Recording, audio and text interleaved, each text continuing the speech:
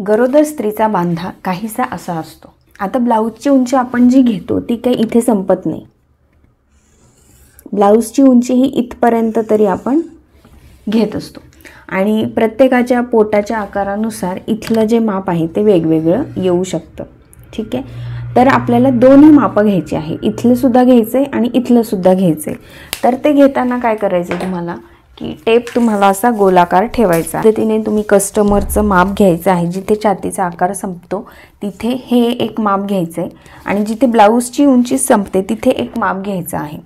ठीक आहे, हे दोन माप तुमचे वेगळेच येणार, थोडाफार फरक असू शकतो पण वेगळेच येणार। आता माझ्याकडे जे कस्टमर होते त्यांचं हे जे माप आहे हे होतं 33 आणि हे आलं होतं 35.5।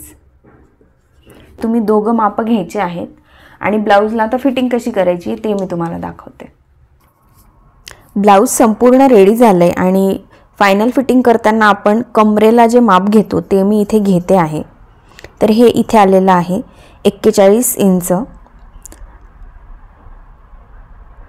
आयचा पार्ट मी सोडून दिलेला आहे।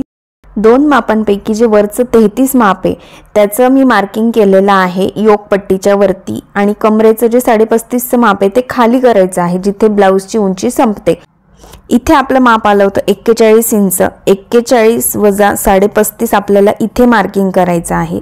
तर त्यासाठी 35.5 नंतर 36.5, 37.5, 38, 39.5, 40 आणि वरचा अर्धा इंच म्हणजे टोटल झालेला आहे 5.5 इंच। तर 5.5च्या निम्मे होतो जवळपास 2.25 इंच। 2.25च्या निम्मे मी इथे करते आहे। तर जेवढं माप आलेलं आहे तेवढं इथे मी मार्किंग करून घेणार आहे।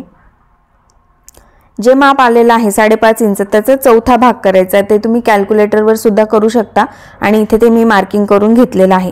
सेम पद्धत तुम्हाला 33 इंचाचं जे मार्किंग आहे तिथे करायचं आहे। करताना 41 वजा 33 8 उत्तर येतं, तर 8चा चौथा भाग म्हणजे 2 इंच। तर योकपट्टीच्या वरती मी 2-2 इंचाचं मार्किंग करून घेतलेलं आहे। हे दोन मार्किंग मी जोडून घेणार आहे जेणेकरून पोटाच्या भागात आपलं ब्लाऊज व्यवस्थित बसेल, ते वरती सरकणार नाही। आता उरलेली फिटिंग सुद्धा करून घ्यायची आहे। तर मुंढ्याचं माप इथे अंगावरून घेतलेलं आहे, ते आलेलं आहे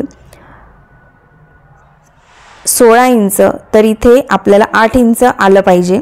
थोडंसं लूज घ्या कारण थोडंसं त्यांनी मला लूज फिटिंग सांगितलेली होती आणि कम्फर्टेबल होण्यासाठी डोहाळे जेवणाच्या कार्यक्रमाला थोडं कम्फर्टेबल राहण्यासाठी थोडीशी फिटिंग नेहमीपेक्षा सैल करायची, टाईट फिटिंग करायची नाही।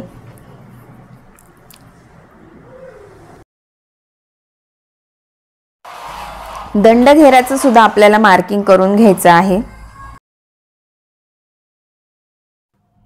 दुसऱ्या बाजूला सुद्धा मुंढा, दंडघेर आणि कमरेचे माप आपल्याला जोडून घ्यायचे आहे सगळे। आणि केलेल्या खडूच्या खुणेवरती 3 ते 4 शिलाई आपल्याला अंतरावरती करून फायनल फिटिंग नेहमीप्रमाणे करून घ्यायची आहे। डोहाळे जेवणासाठी सुंदर अशी स्लीव डिझाईन असलेलं ब्लाऊज आपलं रेडी आहे। या स्लीव्सची कटिंग आणि स्टिचिंग ऑलरेडी चॅनलवरती आहे, तर ती तुम्ही नक्की बघा। डिटेलमध्ये मी व्यवस्थित एक्सप्लेन केलेलं आहे। जर तुम्हाला व्हिडिओ आवडला असेल तर व्हिडिओला लाईक करा आणि चॅनलला सबस्क्राईब करा असेच व्हिडिओ पाहण्यासाठी। चला तर भेटूया पुढच्या व्हिडिओमध्ये।